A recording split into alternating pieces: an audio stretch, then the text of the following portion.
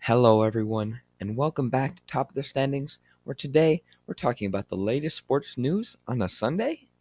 Since school around the US is starting back up in the next couple of weeks, we have decided that it would be best to get the latest episodes of Top of the Standings out to you on the weekend so that we have enough time to balance this podcast along with our schoolwork. But enough of this back to school talk. Let's get to what Jotham and I do best talk sports. But before we start, here's an important message from our amazing sponsor, Anchor. If you started a podcast but didn't know how to distribute it, then Anchor is the app for you. Anchor is a completely free and easy to use hosting platform for podcasting. A computer or even a mobile device with a functional internal or external microphone is all you need to start recording your podcast with Anchor. When you do finish recording your podcast audio, you can simply edit it and upload it to the biggest podcasting platforms like iTunes, Spotify, Google Play, and more. If you were like me and you didn't have the foggiest clue on how to start a podcast, Anchor is the perfect place to start. For more information, go to anchor.fm on the web or download the Anchor app on your mobile device. A lot has happened since we last spoke, Jotham. I don't. And this has been obviously, I think, maybe the craziest episode, craziest things that have happened in between episodes. Like, A what lot happened? a lot is an understatement. I mean, there's been so much going on. I initially I didn't even know where to start, but I feel like I just had to get into this NBA playoffs, my guy. Yeah, Whoa. I don't blame you. I mean, a lot has happened, not even just on the court, but off the court as well. But we'll start on the court, bro.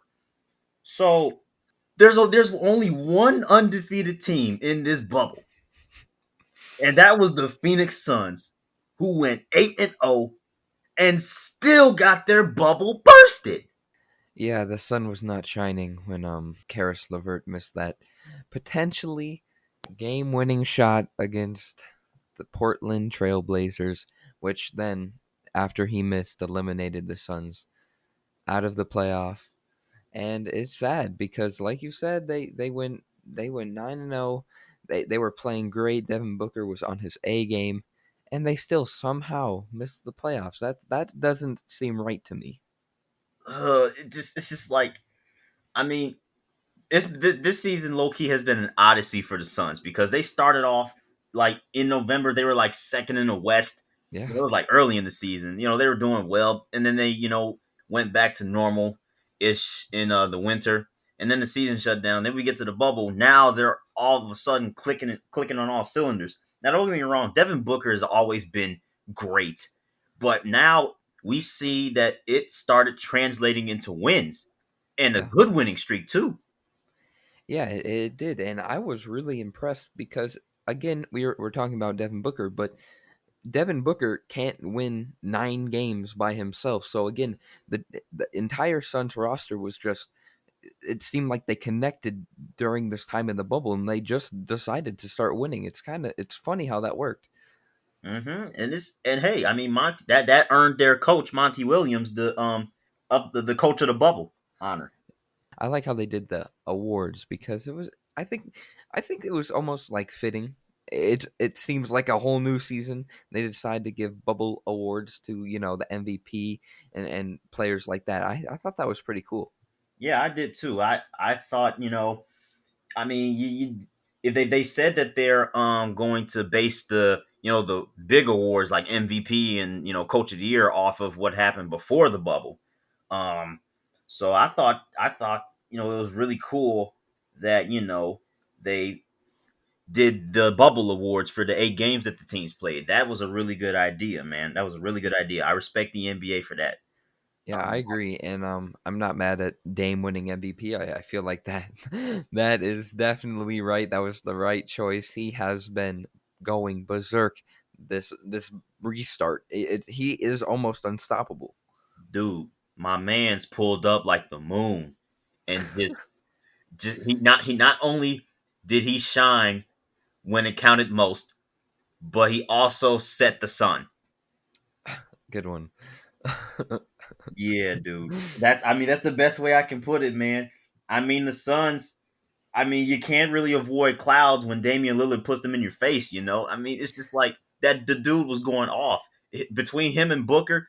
Those were the two players that those were two of the most efficient, high scoring players in the I bubble, agree. and it was so crazy to watch them just both put their respective teams on their backs and just do their thing. The Suns going undefeated. There was not a single game where the Blazers played that was decided by more than 10 points. Yeah, and I'm really disappointed because I think a Suns and Blazers play-in game would have been more enjoyable than the Grizzlies and Blazers playing game that we saw last night. Due to the fact that the Grizzlies they're kind of beat up. Jaren Jackson Jr. hurt. I just thought that the Suns would have a better chance to maybe compete with Portland. Yeah, I felt like it would have been. Now, don't get me wrong. The Grizzlies Blazers game was surprisingly, a really really good game. It was really closer than we all expected. But I mean, we didn't really expect Memphis to get two in a row on Portland, Yeah. just because. I mean, Dane was not gonna go out like that, No. man. He was No, not gonna you go out you're like right. You're right. I honestly, I think if the Suns did play the Blazers in the play-in game, I don't think the Suns would have gotten past the Blazers due to the fact that the Blazers again, they have been unstoppable. I haven't seen any team really give them like, or not them, but Dame. No one has been able to efficiently shut down Dame, and I think that is going to be the key in their upcoming postseason match against the Lakers. Yeah, and I said it once and I'll say it again. The Blazers are not your typical 8 seed. That it's a loaded, and I mean, this is what we got to expect from the Western Conference nowadays. You got to the conference is so deep that even the eighth seeded team is loaded. Yeah. Yeah, it's crazy. I mean, look who's on the team. They have Melo, who it's kind of funny that Melo and LeBron have been going at it their entire career, and now they have another series back and forth. I think that will be very entertaining. I've been waiting for this moment, man. Dame and Melo versus LeBron and AD. Oh my gosh. I Oh, like the sound of that. I oh really man. do. Dude, I'm not gonna lie. There are some sexy, sexy matchups in these playoffs, man.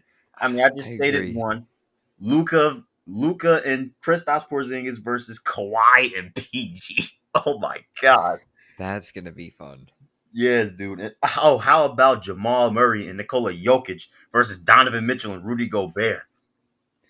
Dude, I'm looking forward to the playoffs, man.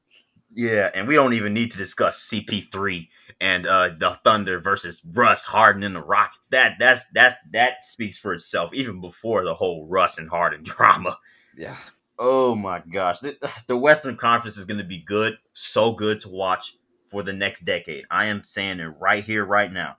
Hey, I do not blame you. I feel like there's so many potential, you know, teams that could just keep on making the playoffs, have longevity to their name. Like Dallas, I could see them being a title contender for the next 10 years. I just like the Luca and the Kristaps duo. I feel like that could be very lethal against let's say a Lakers or a Clippers and the Western Conference Finals. Yeah, definitely, dude. And speaking of those, shots. I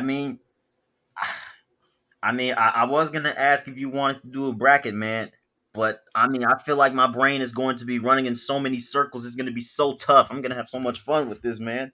Dude, let's do it. I'm Okay, let's ready. do it. Okay. First matchup. Lakers Portland. Who do you got? Oh my gosh, dude.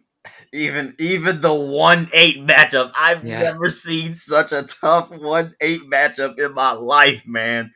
I mean, this is crazy, but I think the Blazers are going to put up a fight because like I said, they are not a typical AC, but I just think they're going to fall short to the Lakers in 6 games.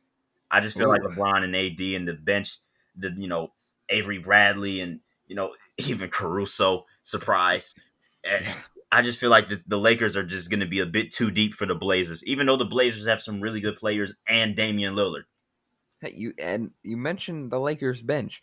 It's kind of funny that they have one of the best rebounders of all time on their bench in Dwight Howard. So again, I feel like their bench is going to maybe outlive the Blazers. I feel like you said, I do think that the Blazers are going to put up a big fight, but not big enough to avoid the sweep. I got Lakers in 4. Ooh, oh boy, that's pretty defiant. Oh boy. Yeah, yeah. Wow, interesting. Thunder Rockets. Are you going to be as defiant on that for a Dude, sweep? I think I'm not. I think it's actually going to be pretty close due to the fact that Oklahoma City Thunder, they have been really good this year. Very surprising. They've played well, but again, I don't think they're going to play well enough to beat the Rockets because even though the Rockets don't technically have a center, they have PJ Tucker playing the 5. I feel like they're a fast team. I feel like they're gonna get get big leads quickly. I think they're gonna beat the Thunder in 6. Interesting. I don't blame you. I mean, the Rockets small ball is like a double-edged sword. Teams Yeah, that go big, I mean, the Rockets have two really good ways they can score: the three-pointer, or they can beat your big men to the hole and lay it in. Those are yeah, the two biggest ways they score. But I just feel like the Thunder, surprisingly, have been so balanced. Their offense is so balanced, and Steven Adams is a very good player, especially on the defensive end, in my opinion.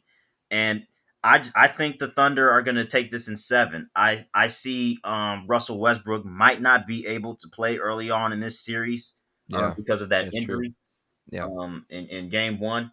So I feel like that might give the Rockets some problems. Um, I just like I feel like the Rockets might fizzle out, and it's going to be so.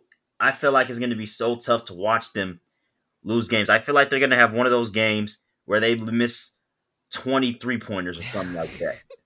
yeah, yeah. I don't blame you with the pick because we've seen in the past few years the Rockets really haven't been able to win those massive games that they probably should. So I could easily see the Thunder making a almost an upset, I'd say. Yeah, I mean, you just got it. This series has to go at least 6, 7. Yeah, I agree. Has to go at least 6. This is too fun of a matchup to just be a 4-game, 5-game series. Yeah. All right, let's continue going down the bracket. Next, we have Denver and Utah. What do you think? I think the Nuggets. I've had an entire perception change on this team before the bubble compared to after the bubble.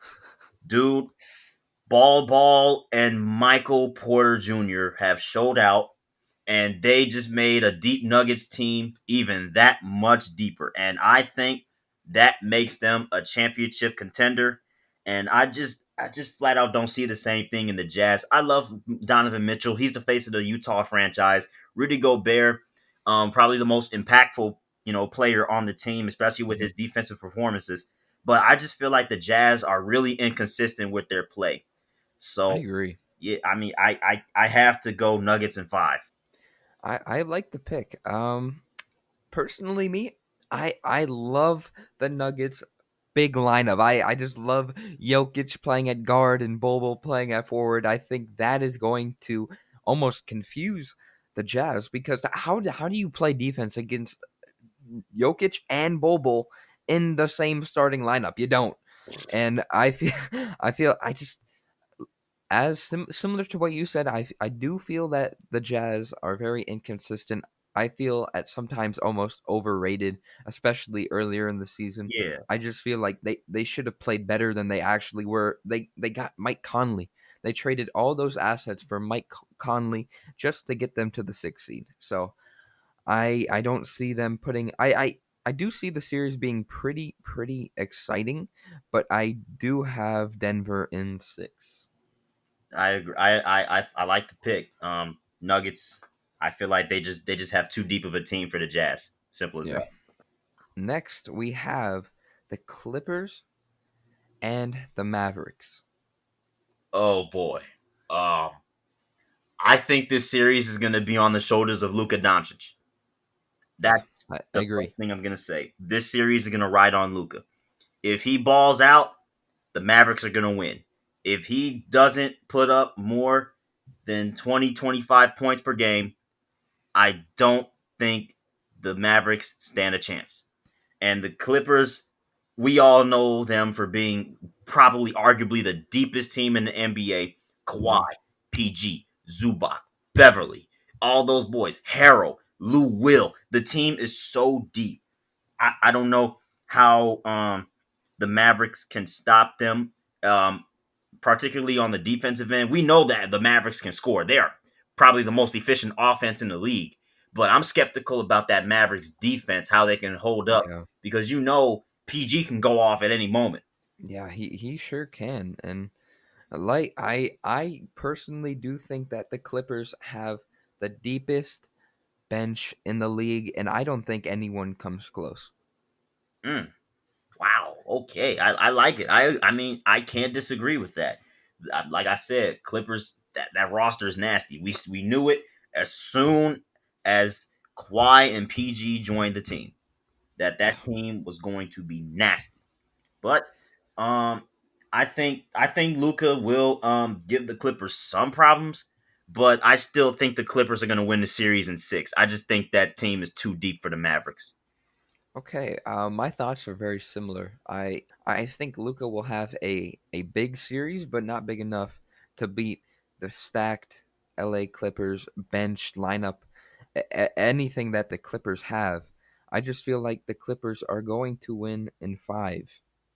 I mean, reasonable pick, man. I mean, these matchups are going to be great, but I just feel like you know the underdogs. Not that the Mavericks and the Jazz are like insanely huge underdogs. I can definitely see them pulling off the upsets, but Yeah, I just feel like their opponents are just too deep for them, I and agree. thus that just makes them.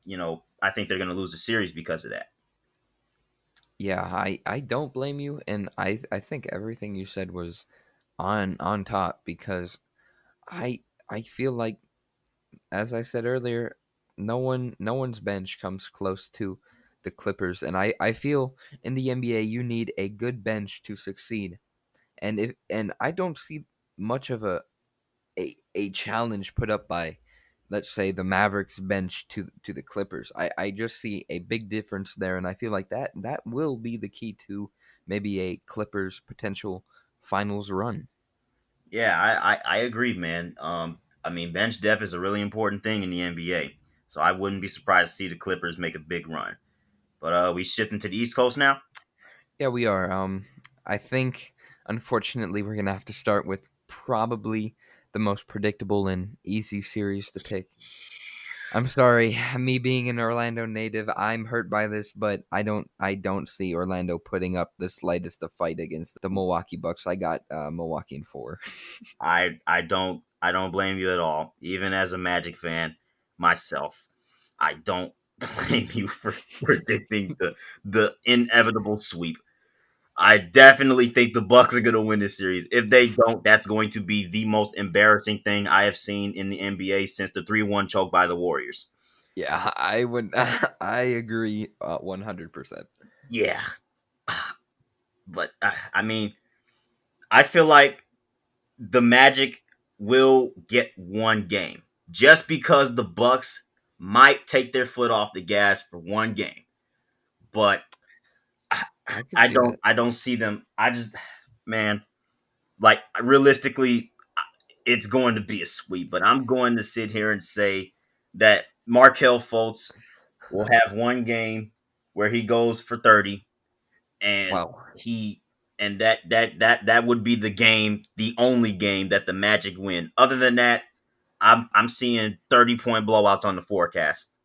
I like the confidence. I really do, and I do respect it. But you know, I witnessed the Bucks slaughter against the Pistons live right in front of my eyes, and they even I think they have a better roster this year with Wesley Matthews coming over from Indiana and even Robin Lopez from the Bulls now both on the Bucks. I just feel like I don't see many teams giving the Bucks a really fair fight Yeah, not to because mention our star player Jonathan Isaac tore his yeah, ACL. yeah, and he was the best defensive player So Oh, we could have used him to guard Giannis. Oh, I don't know who's gonna get. Like, this is the same situation with Jokic and Ball. Who is go if you put Vucevic on Giannis, then Brook yeah, Lopez is gonna go crazy. If you do it the other way around, Giannis is gonna go crazy. Oh yeah, I just don't see the Magic. There's no way. I just feel like there's no way. I'll be ecstatic if I am wrong. I'll be so ecstatic. I do too. I would be too. But as you just mentioned, I don't feel like anyone in the East really matches Milwaukee's length, other than maybe, let's say, Philly, if Ben Simmons was not hurt. But like we saw last year, we saw Thon Maker of all people trying to guard Giannis in the playoffs, and we saw how poorly he I think he almost got dunked on every single time Giannis drove to the basket. So, and if we saw, like, sometimes Blake Griffin would decide to guard Giannis, but he'd be too slow. No, there's no stopping Giannis. And like you said, I think Jonathan Isaac may have been the only person on the Magic to even give Giannis a difficult time near the basket. Yeah, but now that we're thin and we are frosty cold, I we don't stand a chance. Okay, I'm done with this. Let's go to Heat. Let's go to Heat Pacers. I'm done talking about the Magic obliteration. I'm interested in seeing where this goes. We got CJ Warren against Jimmy Butler in the playoffs, and that's what we all were looking forward to. hmm I think it's going to be a very, very exciting series, but we need to take an account of what happened to Derrick Jones Jr.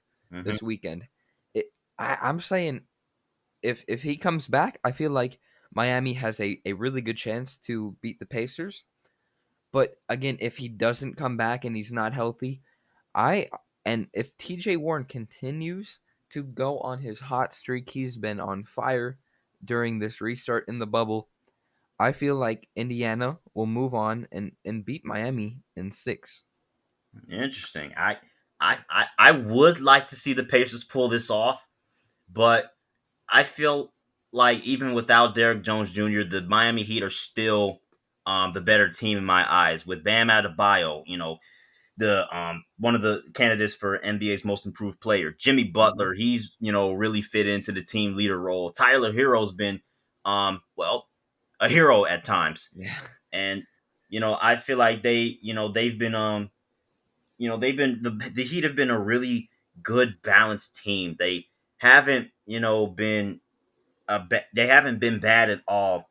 Um, I do question if they can be consistent. Um, and I hope the rest comes in handy because I mean Derrick Jones Jr. is going to need it. I mean both of these teams are going to be fresh. They just played each other Friday, but all the stars sat out. Yeah. Um, so I mean, both teams, I feel like their benches have a little more experience after their encounter on Friday. But I feel like the Miami Heat are still going to be too much for the Pacers. I feel like Jimmy Butler is gonna outplay TJ Warren in that little player rivalry right there. It's gonna be fun. It's gonna be really fun to watch. I mean, TJ Warren is the underdog, and Jimmy Butler is kind of like the big bully, the big nice bully in Yeah. school that always wins. So it's gonna be really interesting to see if TJ Warren can, you know, stand up and continue to just absolutely tear up the Nets and stuff like that. But I still have the Heat in 6. I just think the Heat are gonna be too much for the Pacers. Hey, I don't blame the pick, especially since you mentioned all the surprise players that the breakout stars that the Heat have on their team. One name that you did forget to mention that I feel like is really going to be key in the series is Kendrick Nunn. He has been probably one of the most surprised young superstars that we've seen in the past few years, because who thought Kendrick Nunn would be this explosive and exciting to watch? I know I did not. I don't blame you, man. I mean, he's poured in a good 15.3 points per game and stuff like that. He almost 30 minutes a game, so he's been a key piece for this Heat team. and it's very good to see him you know show out and play at a high level. But I've been seeing his games lately, and I mean it hasn't exactly been the same, but I feel like he will get out of that slump if his team just gives him the chance. Yeah, I definitely agree. Let's move on to Boston and Philly. Another probably heated series. Oh yeah, especially after their encounter, what, 2 years ago? Yeah, I think it was 2 years ago. Yeah, Yeah, because that I think that was the time when the Celtics went to the conference finals. Yeah, man, this is actually an easy pick for me. I'm going Celtics in five. Um, I I just feel like the Celtics are the more healthy team. yeah, Um, they have Kemba Walker, Jason Tatum, Jalen Brown, Tice, and yeah, Wanamaker, and all. Their bench is reasonably somewhat deep, and I feel like they're just the overall better team compared to a beaten up Sixers team that has no Ben Simmons and Joel Embiid's a bit beaten up. Uh, yeah. Celtics in five. You basically took the words out of my mouth. I also have Celtics in five, and all the reasons that you've just stated are mine too. I don't see Philly really putting up a big fight due to the fact that Ben Simmons isn't there, and basically their team revolves around Ben Simmons and Joel Embiid. So without that, I mean, yeah, sure they have Tobias Harris, who is again really a good player, but like I said, their team revolves around Ben Simmons and Joel Embiid, and without Ben Simmons, I don't see there being almost like any really good chemistry because Ben Simmons realistically has been their only player, basically next to Joel Embiid. He's been basically the connector piece to the entire team, and without him, I don't see them putting up a big fight against Boston. Again, I said I have Boston in five. Very good pick. I mean, this doesn't look to be too exciting of a series in terms of series length, but the animosity is real between these two teams. I will be excited to see the heat, the action, and the rivalry. I will be interested because it's Boston Philly. What more should Yeah, we have to say? yeah. Two of the most loudest and disrespectful crowds in the league, and not to mention you have Joel Embiid, who seems to be heated up in every single playoff series that he has played in his career. Hmm. So I feel like that it will be very heated. Yeah, dude. Uh, our last series, Raptors Nets, doesn't seem to be as heated, but it's still a somewhat interesting series to pick. Yeah, it is, and we saw Karis LeVert go absolutely crazy against the Blazers. Obviously, it ended up in a loss, but nonetheless, he has looked very very good, and I think that if he plays well, I feel like he's the only chance for the Nets to take the Raptors down. But other than that, I don't see much of a fight put up by the Nets. I got Toronto in five. I agree in terms of the winner and the series length. I got Raptors in 5-2. Siakam is coming to his own. The bench Yep. has gotten even deeper without Leonard.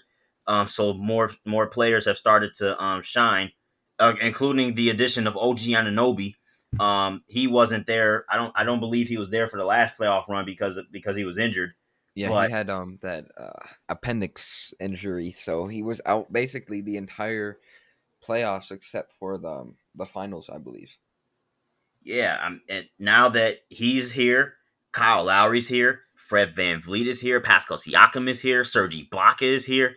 It there's that Raptors team is deeper than you think, and in my opinion, I think they got better without Kawhi Leonard this year.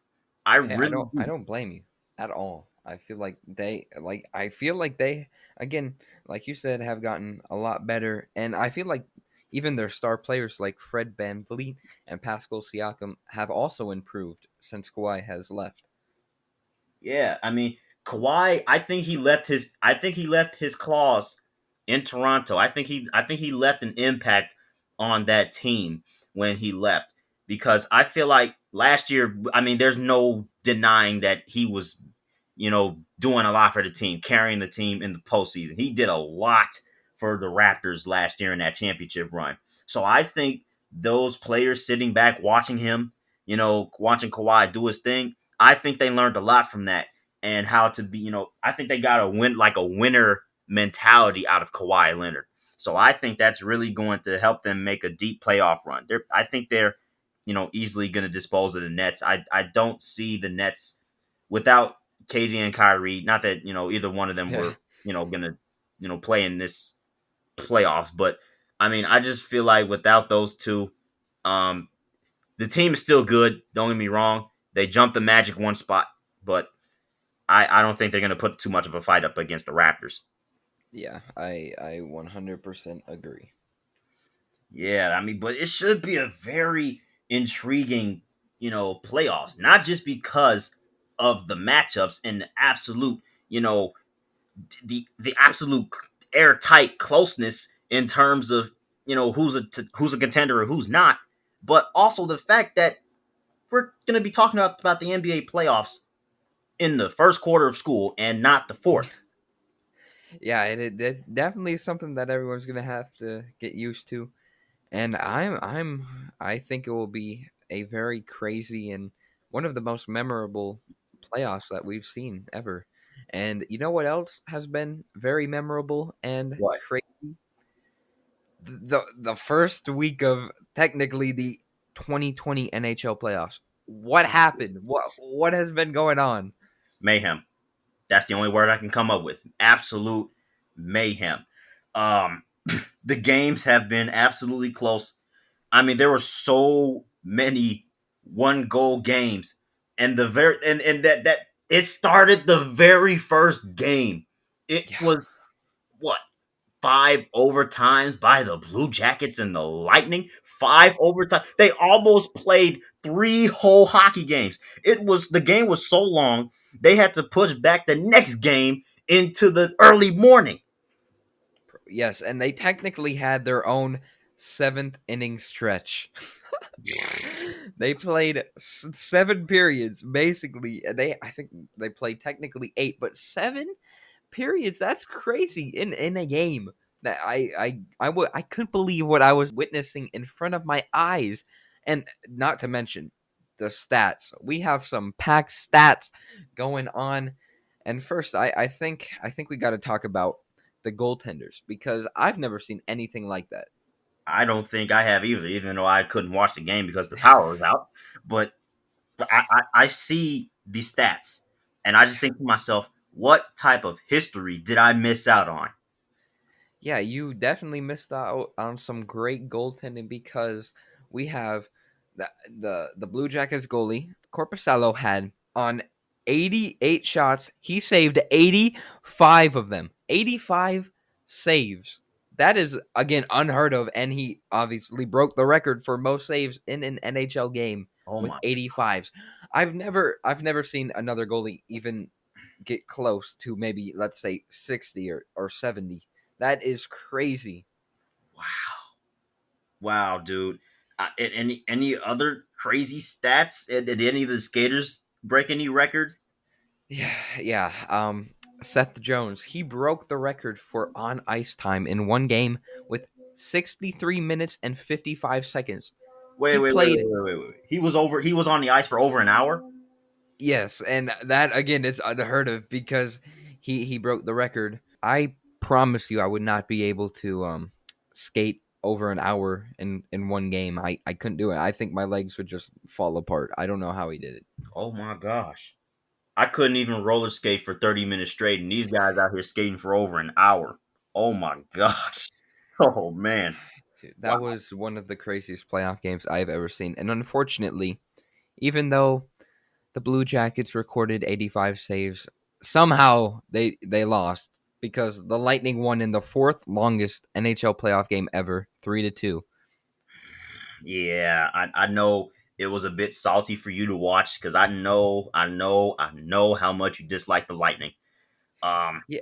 Yeah, it was almost a bittersweet moment because I did pick in our bracket last week the Lightning would move on. So I guess I wasn't too mad. I was not rooting for the Lightning, but even though they won, I was fine with it because I picked them. So, Yeah, win-win and or it was a win. good Yeah, historical game to watch too. So that kind of evens things out a little bit.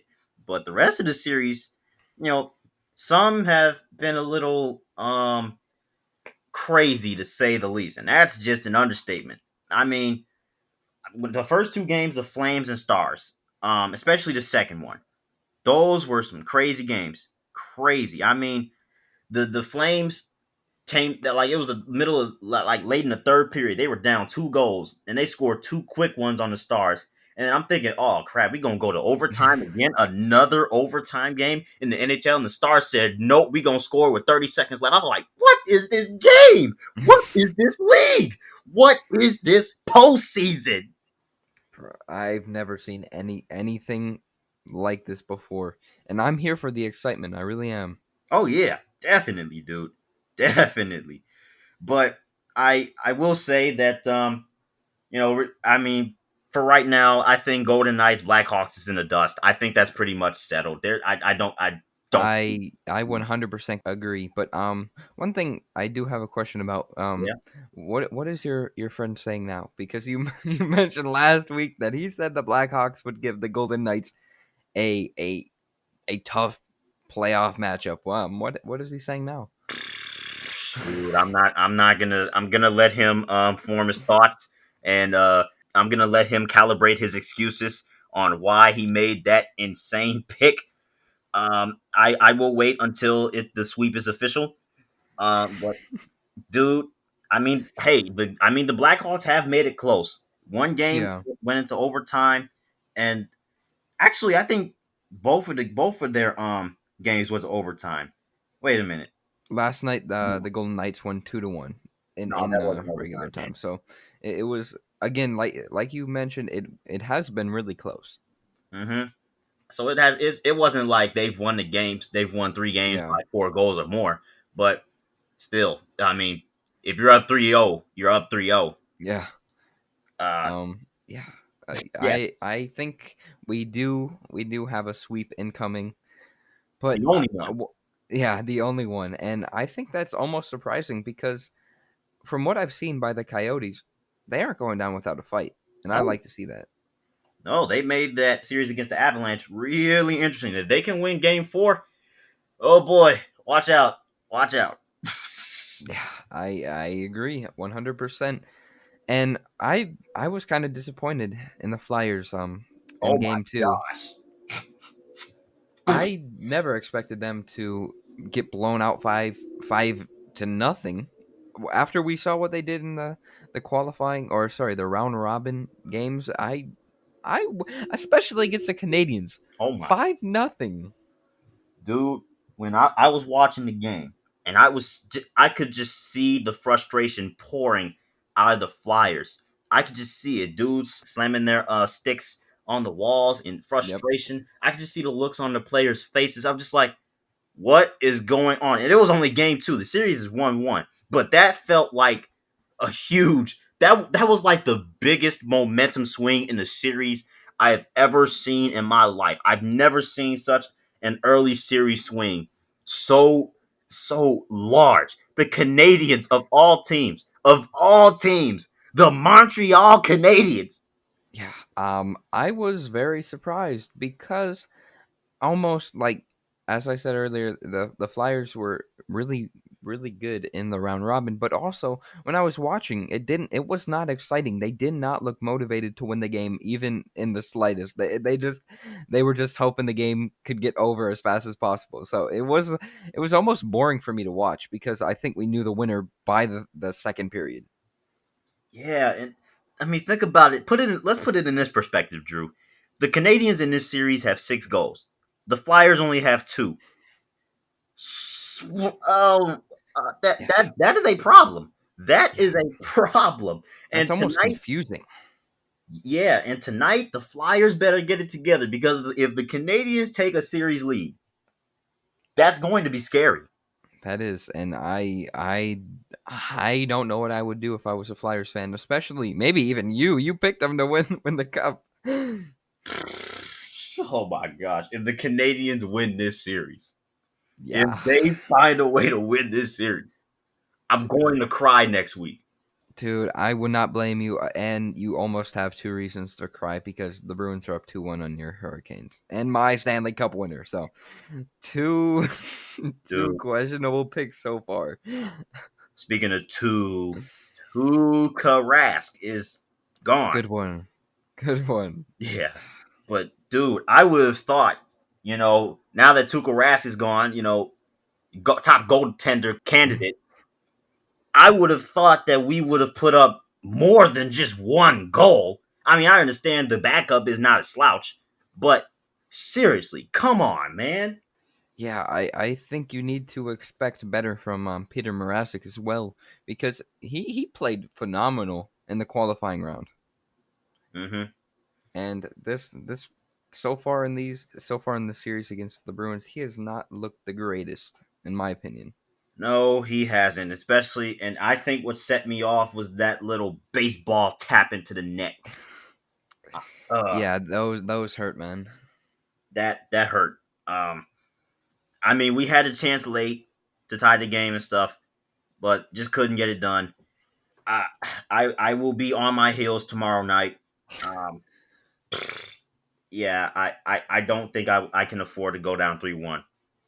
I do not blame you, and obviously the Bruins have been extremely successful as an NHL team, and they don't tend to mess up easily. So if they do go up 3-1, it will be a tough road for the Hurricanes. But what you I did not believe in the hype when you said the Canucks were going to beat the reigning Stanley Cup champions, and I didn't agree at all.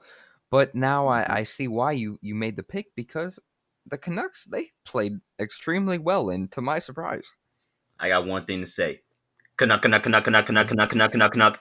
I'm telling you, I told you, the Canucks. I felt like they were really looking good to me, and I had a feeling that they were going to give the Blues a fight. First game, I mean, they showed why. But I'm thinking, okay, second game. I think if they win the second game, that really kind of proves my point. But I was scared in the third period because the Blues tied the game with literally 6 seconds left, and I was like, "Oh, you've got to be kidding me!" yeah, But the Canucks rallied and won in overtime. yeah, and I personally I'm disappointed in Jordan Binghamton because we saw how fantastic he was in the Blues Stanley Cup run, and in these playoffs, he is 0-4. So, you know, 9 goals I, in 2 games to the Canucks. I don't know what is going on with the Blues. I don't know. I, I mean, maybe it's the championship hangover. I, I mean, I wouldn't be surprised. but how do you have a hangover when you know you were a bad team in the first half of the season? Yeah, it's almost very disappointing. I'd be disappointed if I were a Blues fan. Dude, like these are the reigning Stanley Cup champions, and they have not looked like it whatsoever. No, they have not. And if the Canucks sweep this series, that's going to be a major disappointment. Wow, I'm going to be very, very disappointed, even though my pick would have been right. Yeah. Speaking about another pick being right in Oh, my favor this time, we have Islanders and Capitals. I was really hesitant to pick the Islanders. Like I said last week, I said it was a gut feeling, and apparently my gut feeling is really really good because the Islanders up 2-0 on the Caps going into game 3. you know, I think my gut is hungry for a turnaround. Um, I think I'm gonna need. I think I'm also gonna need a side of Caps victories too. Um, and maybe an appetizer of Alex Ovechkin and that offense getting going. No, I'm going to say Braden Holtby getting Yeah. the saves for a dessert because I mean the Islanders have literally been eating up the goals in these first 2 games. 5-2 Friday, Yeah. and then I mean 4-2. in game one. The Yeah, and Islanders have been putting up goals. they Um, they have. They have, and you just mentioned game one, and I was shocked because it was 2-1 heading into the third period, and I turned it off. I was like, okay, it's 2-1. I don't see Washington blowing this at all. And then I was watching another game, and then they showed the Caps and Islanders highlights, and I was like, okay, I'm sure Washington won. And then I see the final 4-2. What happened in that third period, Jotham? the Caps dialed up their numbers from the mid 2010s and choked. Yeah, they sure did. Three goals to zero in the third period in the Islanders' favor is not how you're going to be able to win a series. That it's not gonna settle well for Capitals fans around the league. No, it's really um making me look stupid. Uh, Yeah, this is not good. This is not good. hey, But I don't blame you. 2-0. Ugh. yeah, that the Washington cannot afford to go down 3-0. Yeah, they got to win game 3. They have to. They just have Yeah, to. hey, they definitely do. Speaking of winning, the Rangers are actually in a peculiar situation because even though Lafreniere is the undoubtable number one pick, I've seen trade rumors for that I number have one to. pick. I have to, and it's almost interesting because the Rangers really they have a good young core, especially led by Panarin. But I if it were me, I'm not trading the first pick, and that's all I gotta say. Wow. I mean, this is an interesting. I would have thought for sure the Rangers would have been like Lafreniere, come to New York, and I'm just sitting here looking at the potential trades. I'm like, whoa. So the whoever the Rangers trade that number one pick to, they better give them the package of the century. Yeah, I wouldn't mind if the Red Wings gave up maybe their fourth pick and maybe a future. But like you said, there definitely is going to be a package traded for this, without a doubt. First pick in Lafreniere. Yeah, and that's if they traded. I Yeah, mean, sure, Lafreniere is what, a left winger, and yeah, the Rangers, they have two decent left wingers in Panarin, and I forgot the other left winger, but they the Rangers have their left wingers down pat. They really needed to focus on their center position, and Lafreniere, well, he's a winger, not a center. yeah. Um, It should be interesting to see what they do. I don't know what is going to happen, and it should be really exciting to see what happens in the future. yeah, really. Speaking of the future, oh boy, well, we're not going to see football from the Big Ten and the Pac-12 till next year, huh? Yeah, and last week we were talking about how they may decide to opt out, and less than like 2 hours after we recorded that episode, they were like, "Yeah, Andrew and Jotham, they heard what we were saying, and yeah, we're done." And apparently the Pac-12 joined them too. Yeah, they sure did. The most interesting thing though is that SEC, ACC, and Big 12 are still going ahead with their plans to play in the fall. I think that's Hmm. really interesting. Yeah, very. It shows a lack of unity in the NCAA. I mean, what else? What else Yeah, was I going to expect? I didn't expect the Power Five to make a unified decision. Some conferences are going to play, some conferences aren't.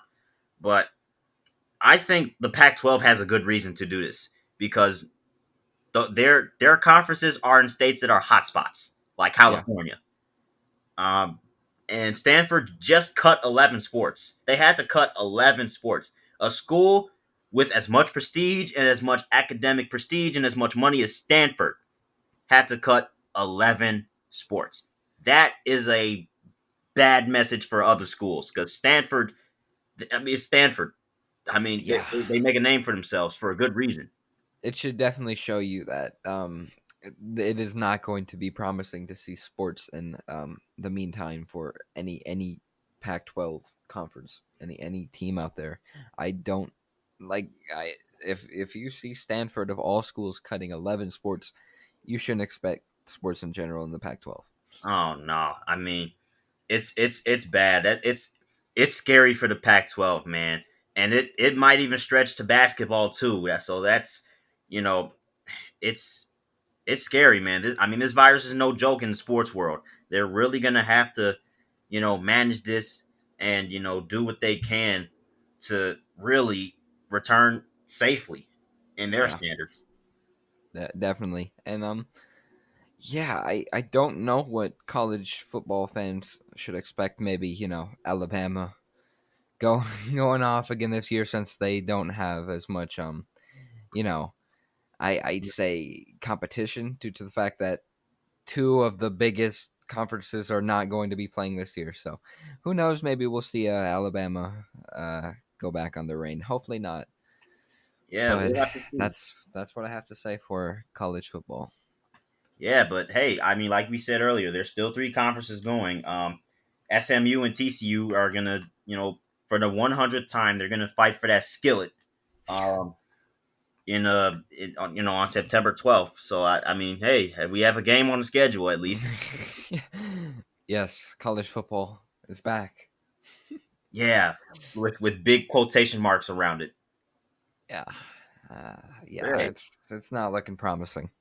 yeah, it's really not. But I mean, from a fan's perspective, you're ecstatic. But from a Yeah. moral perspective, it's just like, eh, eh, eh. I don't know about this, Chief. Yeah, and at any time, as we've seen almost with the MLB, there have been some cases that just abruptly come up, like the Reds. What's happening in Cincinnati? Oh, brother. I guess the NL Central is not having too much luck this year. Well, at least the Cardinals came back and won a game. Yeah, Yeah, I was surprised. I was yeah. surprised. I walked downstairs and I saw that the Cardinals were playing the White Sox. I was like, wow, that I was not expecting that. And I'm honestly I'm glad that the Cardinals are back because the last thing we wanted to see in the MLB season was a team not play for almost a month. So Hmm. I'm glad seeing that teams can recover from this virus and get back on track. Hopefully the Reds can do the same because we saw what happened with the Cardinals. It was one case, then another, which ended up to be six missed series. Hmm. Almost their last played game for the Cardinals before yesterday was the 29th of July. It is now the 16th of August. So we see what how that can take a toll on a team, and hopefully the Reds again can recover. Yeah, definitely, dude. It's oh boy, I like. I just don't. I just hope I don't see the same thing happen again with a team wearing red. Yeah, Test I positive, postpone. Test positive, postpone. The cycle just kept continuing and continuing and continuing for 3 weeks. Yeah, I really hope that this will be the last outbreak. I honestly I feel like another team will have another virus spurt, but I hope not. But I wouldn't be surprised due to the fact of how the MLB has really handled the virus. So. Yeah, what can you do about that? But um, wow. Streaks. I hope streaks are meant to be broken because I would like to see one broken in the next 2 hours.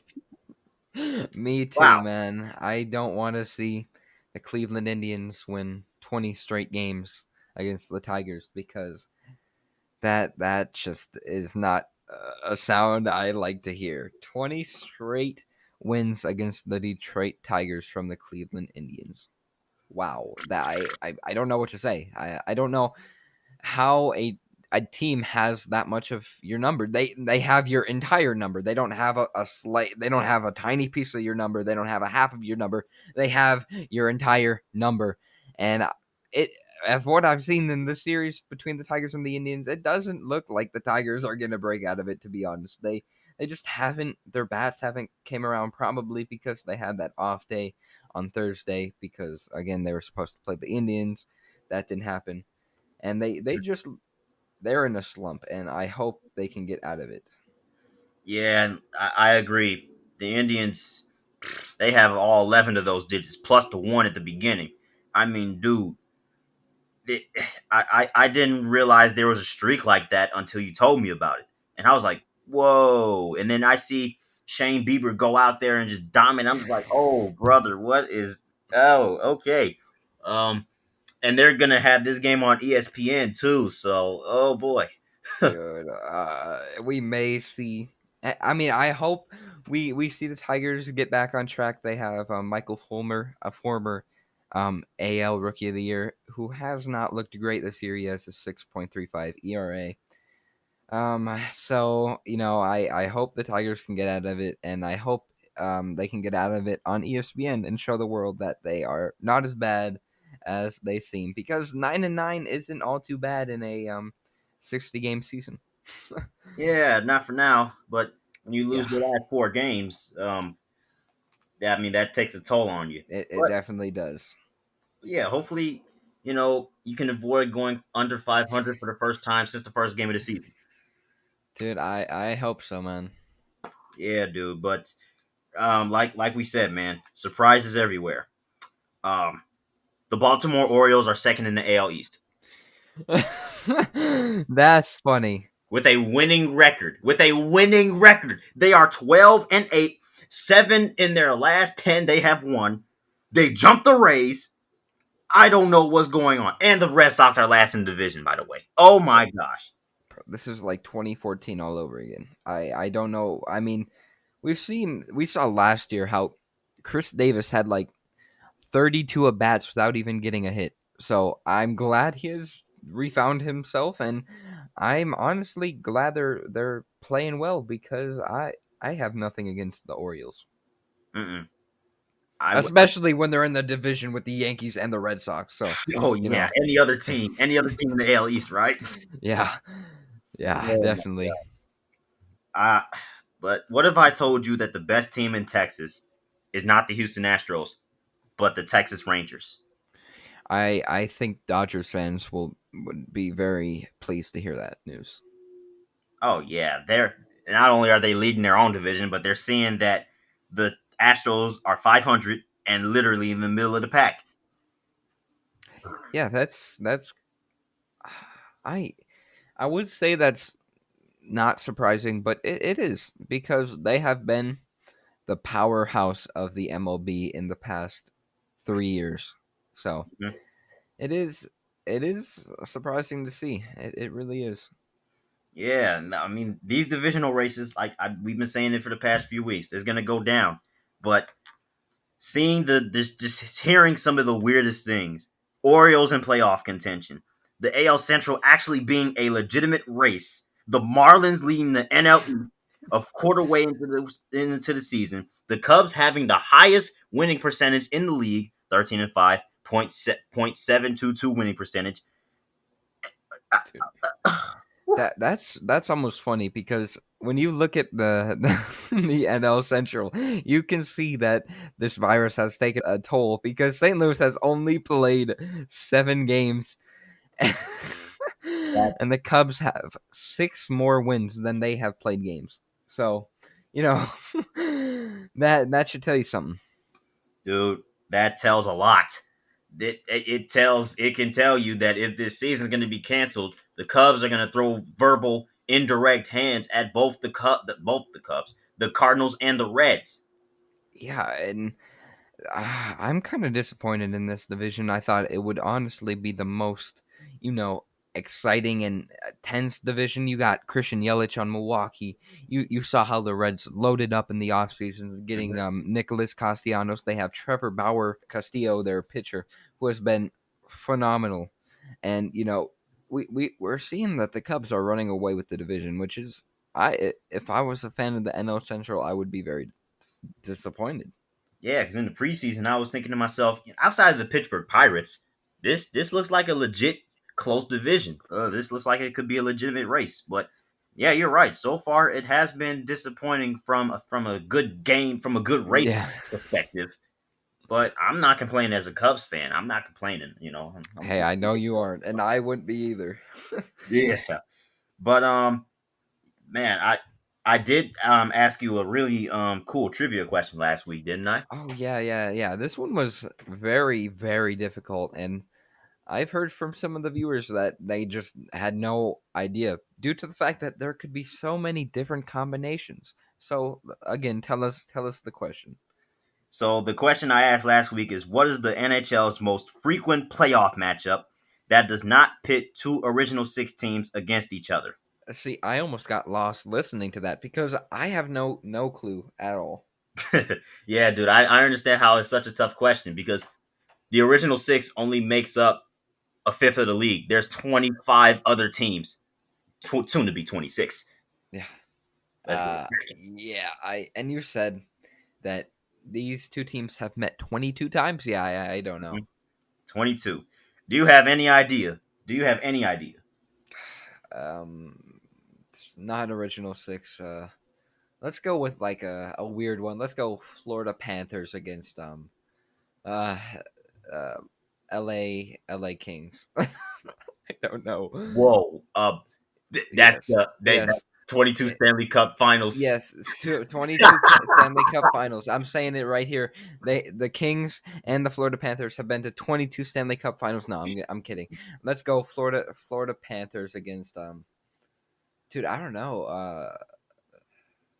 Let's go New York Islanders. I have no idea. Yeah, dude. You clearly don't because it's not even the right conference. Okay, see, I'm lost, man. The answer is the St. Louis Blues and the Dallas Stars. I would have never guessed that, honestly. I I think when fans think of like dominant hockey teams in the past, you don't really think of either, honestly. Yeah, you would probably think more 21st century ish, maybe Penguins, Capitals, something like that. Yeah, 22 times between the Blues and the Stars. What? That's a crazy stat, and I'm glad you brought that up because I that's fantastic.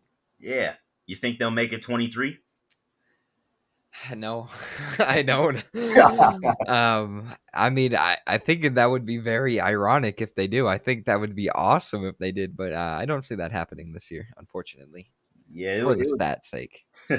yeah, it would take a lot though. I mean, the Flames are up 2-1 on the Stars, and the Blues are in danger of getting swept. So it would take a lot for a number 23 to happen in 2020. But yeah, that was my trivia question. The St. Louis Blues and the Dallas Stars have the most non-original six playoff matchups with 22.